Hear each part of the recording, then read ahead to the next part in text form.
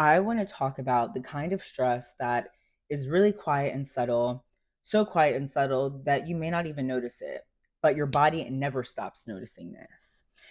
And I want to talk about this because I think that when most of us hear stress, we think of it as big events. So, a deadline, a fight, a diagnosis, a crisis, something happens, then spikes your system, and hopefully it passes. And that kind of stress is real, but I think there's another kind that doesn't get enough attention. And I'd actually argue that it's more damaging because you never really notice it. And it's the stress of living according to values that aren't yours. So I think in order to even have this conversation, it's important to know how stress works in the body. So here's my TLDR for you. When the body perceives a threat, it activates what's called the HPA axis. So your hypothalamus, pituitary, and adrenal glands release cortisol, which is the stress hormone. And cortisol does its job in mobilizing you, sharpening your focus, preparing you to respond to the threat. And then when that threat passes, your nervous system gets the signal that we're safe again, and cortisol comes back down. At that point, your immune system, your digestion, your hormones, everything that got deprioritized during the stress response is now prioritized again. And it comes back online, so to speak. That's essentially the design. Stress on, stress off, activation, then recovery.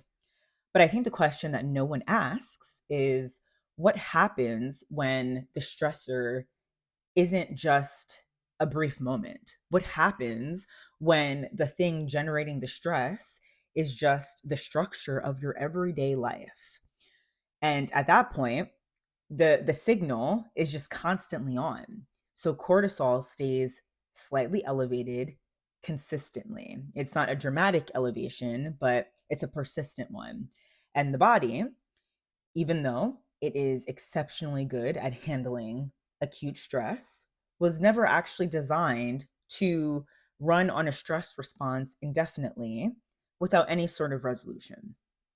So I think this is where it gets really interesting because we have been taught to think of our values, our authenticity, our sense of self as something emotional, something that maybe is a bit softer, so to speak, for lack of a better word, something that matters for our happiness, of course, but not something that's like real, measurable with physiological stakes.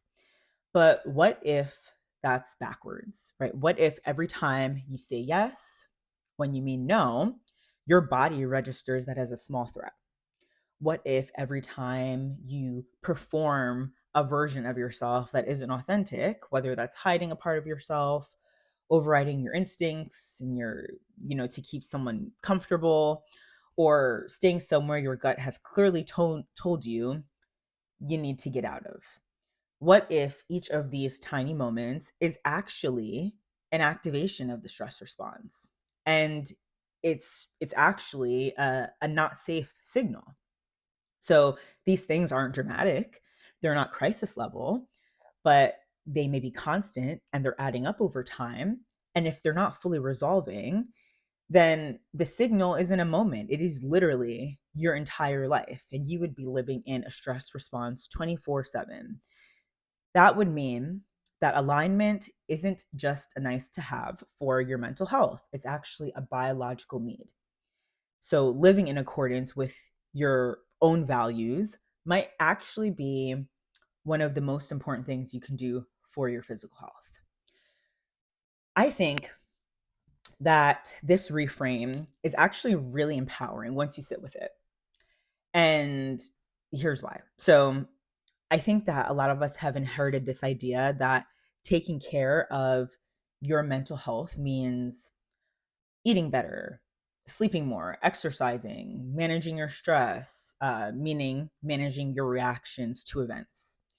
And all of these things are very important. But I think in focusing on those things, the responsibility is more so damage control, right? We are taught to manage the fallout of a life that is generating stress in the background all the time. But what if instead of being reactive, it's a matter of, being proactive? And that's the question that we should be asking ourselves, not how do I better cope with the stressful life that I have, but is the way I'm living itself a source of chronic low grade threat to my body? It's a much different question to ask. And that's not a question about our discipline or our habits. It's a question about alignment, about whether your daily life, like your work, your relationships, the roles you're playing in life, the parts of yourself that you're hiding, reflect what's actually true for you, and or whether or not these things reflect what's expected of you by society, what you've inherited, or what you've been taught is safer. And if the answer, or if the question we should ask ourselves is the latter, and the answer is that, you know, it's more about alignment, then I think all of us are being told by our bodies, not through just one dramatic signal, but through a gradual buildup of small signals. So, fatigue when you've had more than enough hours of sleep, symptoms that maybe show up on vacation, but then return when you come back to real life. Um, just this baseline of tension that you have actually stopped registering as tension because it's just the way things have always been. It's just the way they are, and that's how life is. So I know that maybe this is not like some clear cut cause and effect story, because the body is complicated, health is complicated. Nobody fully understands all of it, including researchers that are studying this for a living and investing their time and resources into it. But I think that this is an idea worth sitting with. The idea of misalignment itself, and not just big visible stressors, but the the subtle, quiet daily gap between how you're living and what you actually value. I think this might be one of the most underrated stressors out there. And the reason I'm bringing this up is because when I made a change in my life to leave the corporate world and to backpack Asia and Europe, my health got so much better, just in all areas. My energy, even my skin. I started to like repigment with my vitiligo, which was strange. I'd never had that experience in my entire life. And I found myself thinking about why. And the one thing I came back to is that I've been a lot less stressed since making this change. And it's made me think about this very topic. So I think that if all I'm saying is true, then healing isn't only found in supplements or sleep hygiene or nutrition or stress management techniques, although those things are all very useful and they should definitely be focused on too. But sometimes the most powerful intervention is structural. It's like doing the actual work of building a life that your nervous system doesn't have to brace against, and that your nervous system can relax into and can feel at peace in. So here's what I want to leave you with today.